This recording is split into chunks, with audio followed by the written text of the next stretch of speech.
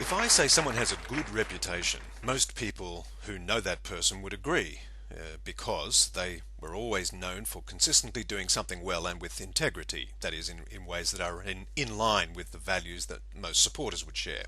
Now, a remarkable new book has appeared, Reputation at Risk, which details how companies, large and small, can take steps to boost their corporate reputation and protect it against those times when bad things happen to good companies. And the author has advice for online companies too. So let's please welcome her, ladies and gentlemen, Alex Harris.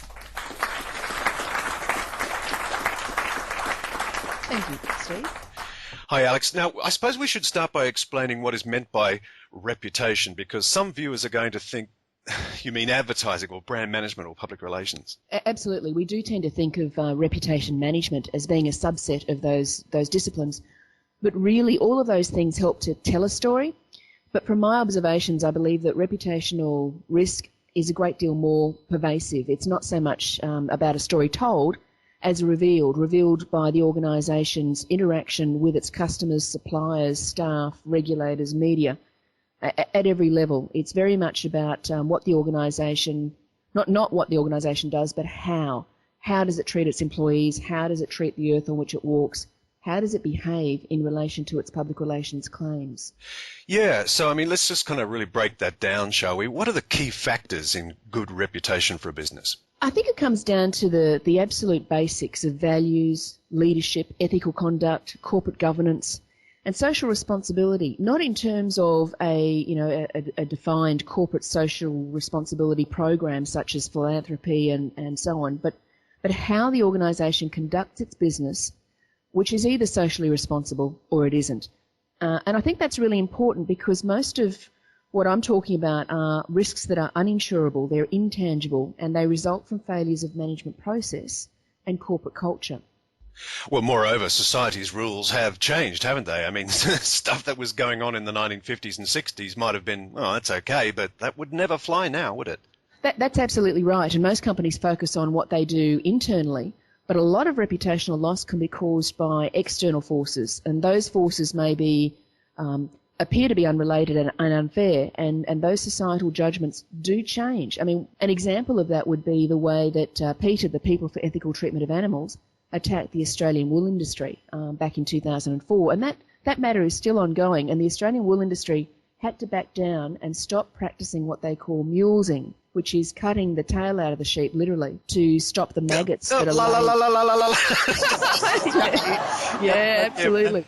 Oh, absolutely. And organisations are now using the internet to promote their organisations and to maintain the same story overall in terms of their reputation, such as Amnesty. Yeah, Amnesty is a good example. We're a supporter of Amnesty on this program. One comment on your book goes, what excellence was to the 80s, reputation is to the early 21st century.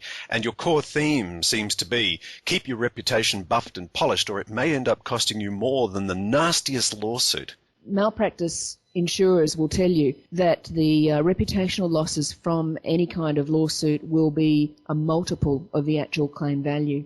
So it is a very, very expensive process to lose reputation because you lose customers, you lose future business, you lose your current talent, you lose the ability to attract really good employees in the future.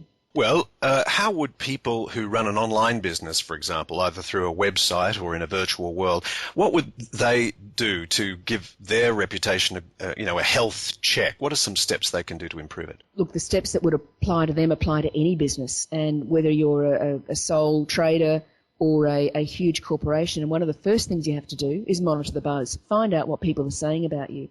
Just find out what is being said about your organisation on Facebook, on MySpace.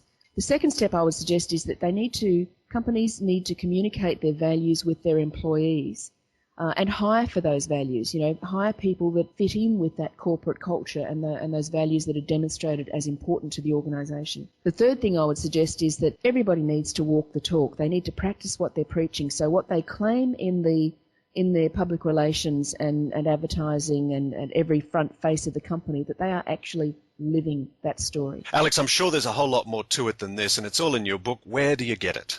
You can get it from the publisher, which is Masterstroke Group, and that web address is masterstroke, masterstroke.com.au/books.